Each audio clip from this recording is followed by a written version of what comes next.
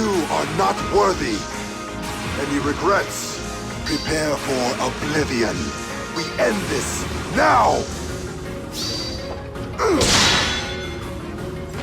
To dust you return. Hey guys, my name is Mengs, and it's time for a character spotlight you probably didn't expect. I know I sure as hell wasn't. And I'll have you know, I did a fucking spotlight on Ralph from Tracia776.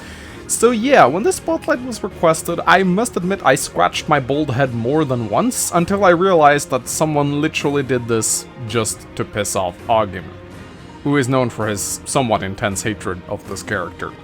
Well, it doesn't really matter for what reason someone wants to see this spotlight. I'll give it to them either way, because, you know, that's what I do. So today, we take a look at the bold, glorious chieftain of Hoshido's Wind Tribe, Fuga. So the time has come. Fuga is the chieftain of the Wind Tribe, located in the arid coastal mountain range in central Hoshido, only reachable by the Eternal Stairway. While the Wind Tribe is technically part of Hoshido, they maintain autonomy over their own affairs. When Fuga was just a teenager, he met and befriended the Prince of Hoshido, Sumeragi. The two were both the eldest sons of rulers and had much in common. They bonded through training and also got into a lot of trouble, as Sumeragi was quite the prankster in his youth, often playing tricks on the servants of the Hoshidan royal family. At some point during his adult life, Fuga befriended a woman who we do not know the name of. He had feelings for her but never confessed them, and she eventually ended up marrying another man. Many years later, this woman and her husband were murdered by Faceless.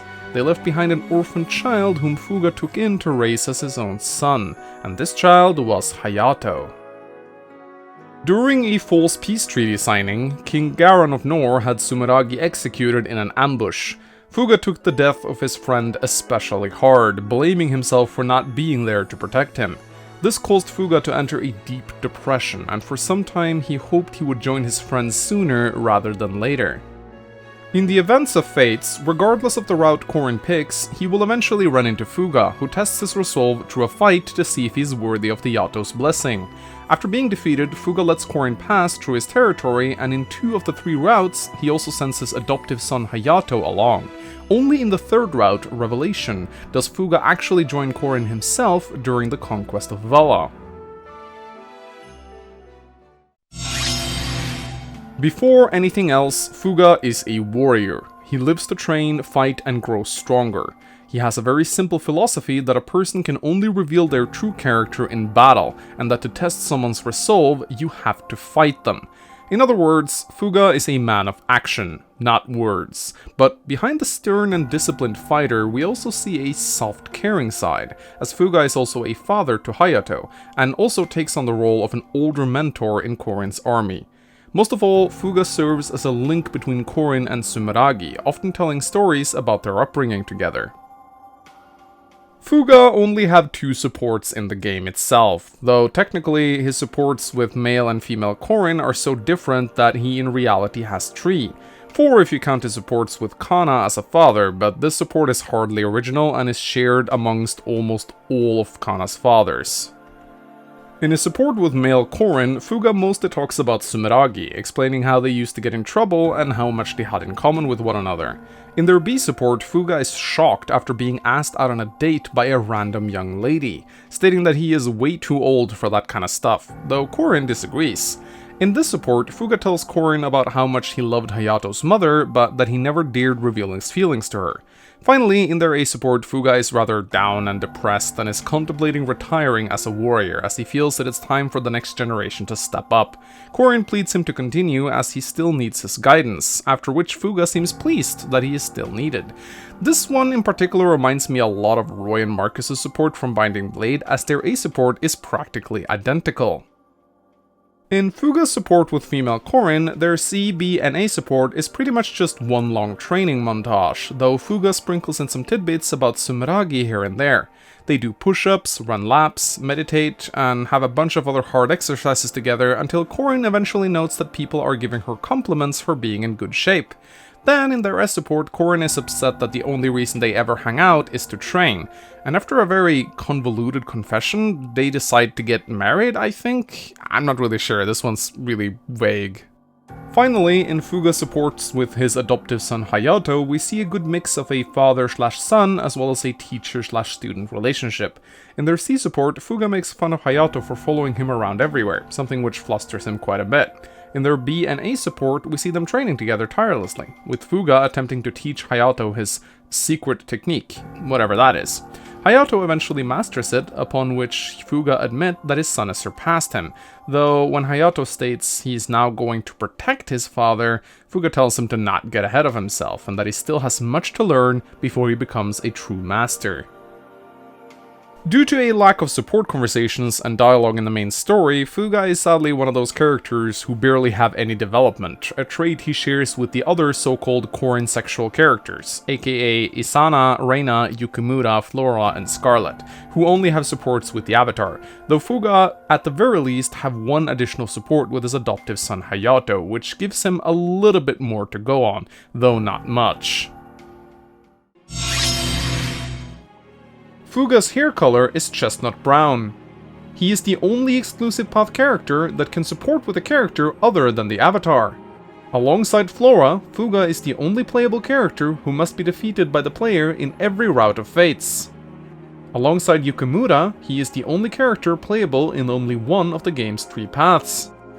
Fuga was voted as the 35th most popular male character on Nintendo's official Fates character poll. He shares his English voice actor, Imari Williams, with Benny and Volter. Ah, you have my thanks. After the war, regardless of what route Korin picks, Fuga returns home to the Wind Tribe and continues serving as its chieftain, with most people praising him as the most deadly fighter to ever have lived. He has a second ending in which he ends up marrying female Korin, where he retires as chieftain of the Wind Tribe to spend more time with his wife.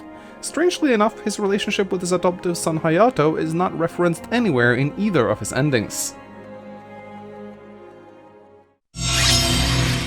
Fuga is fought as a boss in all routes of Fates, in Chapter 8 of Birthright, Chapter 20 of Conquests, and Chapter 9 of Revelations. As a playable character, however, he is exclusive to the last route, and can join at the earliest in Chapter 19, as the requirements to make him show up in your castle is to upgrade your hot springs to level 3.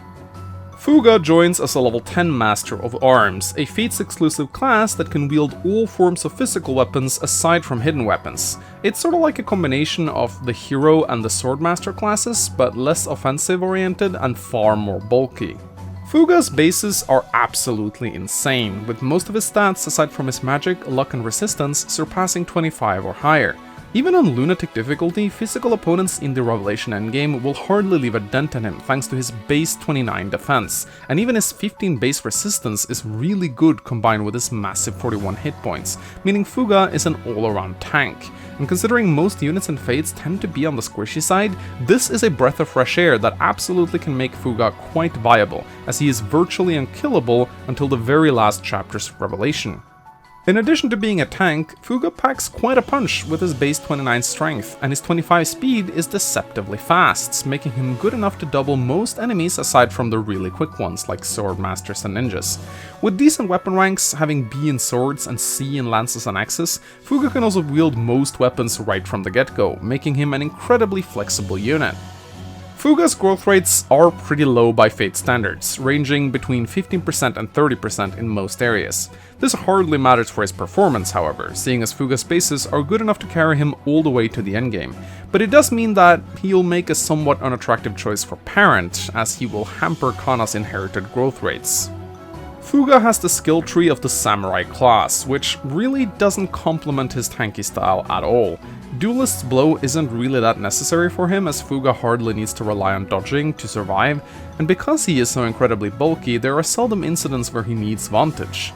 He does have Seal Strength from his Master of Arms class that complements his style well, as you can send him into a throng of enemies and have him debuff all of them, making them more manageable for your other units to deal with. Fuga's personal skill is called Wind Disciple. Whenever he is not at full HP, he gains 10% hit and avoid. Wind Disciple would have been a great personal skill for most other units, but on Fuga, it just doesn't end up mattering a whole lot.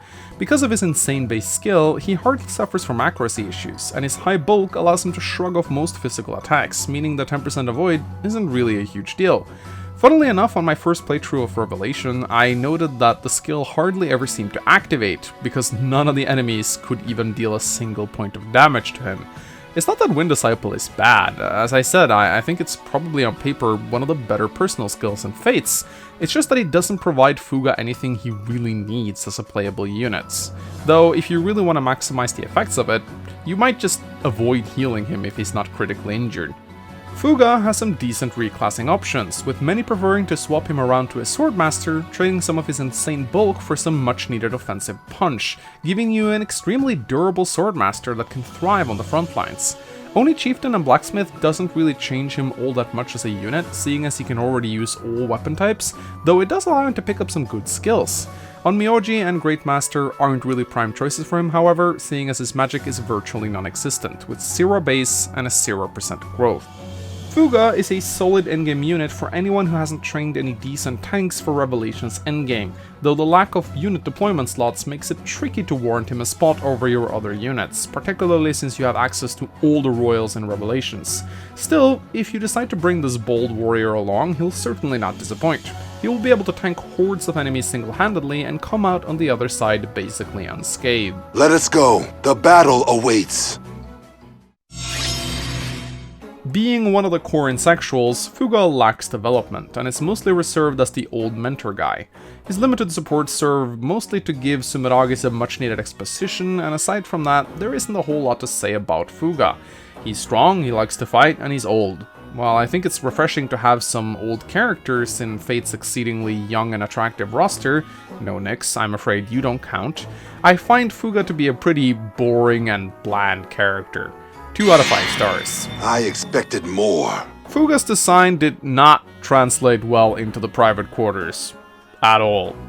I don't know why, but he just looks like a frickin' monster in there. They really fucked up his muscles. He looks like a dehydrated bodybuilder.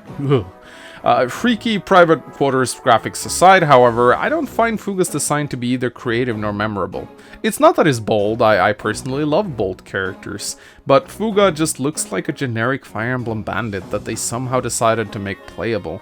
I have more memories of freaking Gasak from my Rev playthrough than I have of Fuga, and that should tell you something. 1 out of 5 stars. Pathetic. Fuga is a solid late-game pre-promote with impressive bulk, and there's some value in that for sure, though considering he's exclusive to one route and can't join until chapter 19 at the earliest, it's sort of difficult to rate him objectively, as he's hardly present in Fates at all. Almost everyone is good in that game, and in Revelations you literally have access to the entire freaking roster, including 9 overpowered royal characters. I'll give Fuga a generous 3 out of 5 star rating thanks to his insane bases, but honestly, I think it might be a bit too generous for him. Come again. Thank you so much for watching this Fire Emblem character spotlight. If you enjoyed it, please leave a like and a comment, and also remember to click the stupid notification bell, it really helps out my channel a lot. I would like to give a huge thank you to my amazing Patreon supporters. You guys are freaking amazing. Thank you so much for everything you do. By becoming a patron yourself, you help out the channel directly, and you also get access to many different rewards depending on your tier, such as a unique Discord role that grants you access to my Patreon lounge. If you become a silver tier patron today, you can request your very own Fire Emblem character spotlight, along with a drawing of your choice done personally by my designer Mina. Lastly, I want to thank my scriptwriter team, who consists of Sonagi, Heliosan, Mecha, and the newly added Lunaris. I have also linked any sources used in the spotlight in the video description below. If you want to see more spotlights, check out the playlist linked in front of you to see the previous ones I've done. Thank you for watching all the way to the end, you are a true fan. My name is Mangs, and I'll see you guys next time. Goodbye!